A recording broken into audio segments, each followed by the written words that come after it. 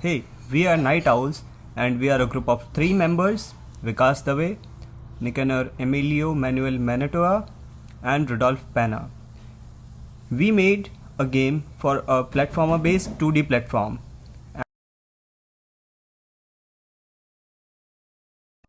So, our game's name is Fluffy's Providence. So, let's get to the game introduction. So we had made a 2D platform running game in which there are many actions, some fights and 2D enemies as well. It is based on the classic run games and this is a non-stop action filled flights games.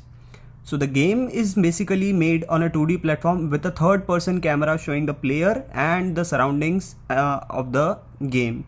So the camera is centered to the player except when they are in the edges of the map. So while navigating at the sandbox, fight off any enemies you cross your path and you shoot them down, and there are many different actions in the game which makes the game more interesting. Apart from that, you beat the every enemy and there are some mountaintops and you reach the mountaintops where mythical creature rests. So the actually it is made just because the just to show our concern and interest for the fans of the modern 2D graphics and the sandbox action games.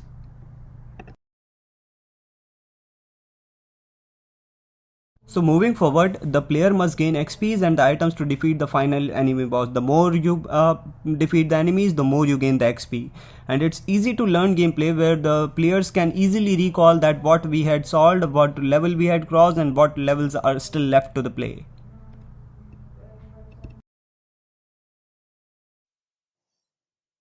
Hi, this is Rudolf Pena for Activity 3 of the final presentation. The three influences that led to making our level are Contra, Spiritfarer, and Jump King. Contra in a way where you shoot and kill enemies. And there's also a particular level in Contra, which is the waterfall level, where it goes up instead of goes to the right, which to the typical 2D games are. So we kind of make it like in a more unique way. It goes up, and that's also where the influence from Jump King comes in. And for Spiritfarer, we all like how the game colors and the overall design. So we decided on making our level or game not pixelated and incorporating the colors used in Spiritfarer. This is activity 3 of the final presentation, challenges faced during the development. The challenges faced during our development, I'd say, would be the difficulty of having different schedules, communication or miscommunication sometimes, and failing to come together as a group or failing to work together. Um, I also say it would have been the lack of leadership. If we had to go back in time, I would definitely suggest appointing a leader for the group. This is activity 5 of the final presentation. What would you do to improve this with more time? Definitely would make um, better assets. Like we said, we wanted to make it. We were inspired by Spiritfarer and how it looked, and we kind of did not make the best outcome for that. Also, I think we would have wanted to make the level bigger and added the upper sections of our original design of the level. Hello, so I am here to show you our game. So a lot of it was made using free assets from the asset store, but these bullets and the walls are custom. So I've made a pretty standard or pretty simple actually platformer game. This isn't a bug. I meant for this to be like the secret area where you could get this. So, yes. So, we wanted to make a game that rewarded exploration, so I wanted to put those kinds of secrets in the game. There aren't that many at the moment, uh, although I would like to expand this game and eventually add all of the things that we talked about as a group. So the basic controls for the game are WASD. W doesn't do much. W and S don't do much. A and D to move left and right. Space to jump. And I'm aiming with the mouse. And when I left click, it sends a bullet in that direction.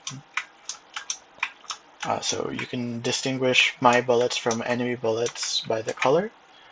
So if you'll notice, I'm not stepping on these because as the guy who made the level, I know that these are traps, so this will, if I step on it, break.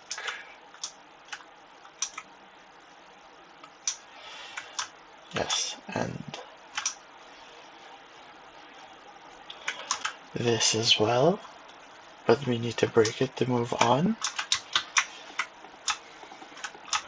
So the enemies generally stay in place, but they move within a small area around their spawn, and they shoot after they take a few seconds to reload between each shot. These enemies that I've been fighting so far have only been doing 1 damage each, but some of the ones that appear later in the level deal more, and the boss at the very end deals the most, obviously. Although, yeah, so you might also have noticed that some of the enemies take more than 1 shot to kill.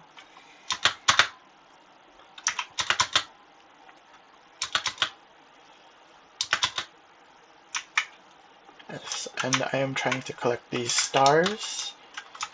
They help to raise the score by a significant amount. More than the weaker enemies, at least.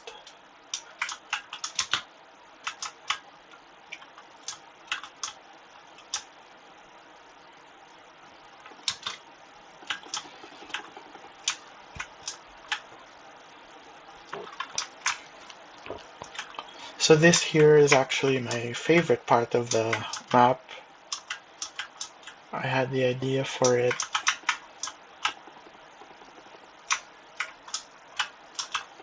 early on in development.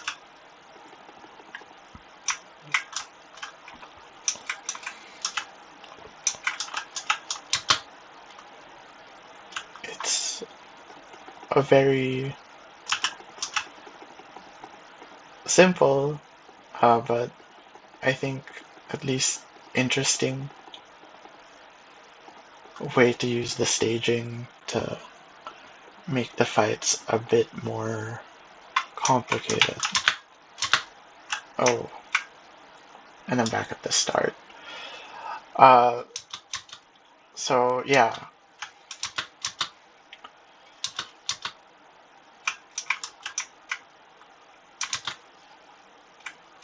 I'll try to head back. But yeah, this is how the basic flow of the game goes. Kill enemies, explore the map, and collect stars. at the very end, there's a boss, which is a powered up version of the eye that I've been fighting.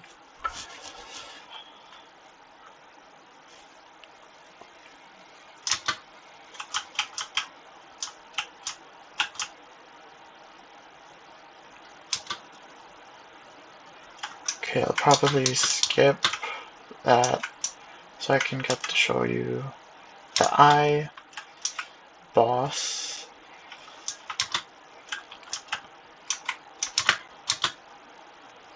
Which is on the other side in this arena here.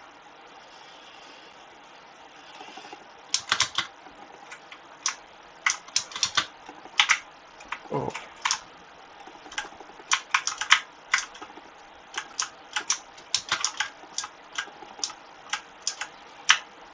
Okay, so just and yes. And that's how the game ends. Thank you for watching.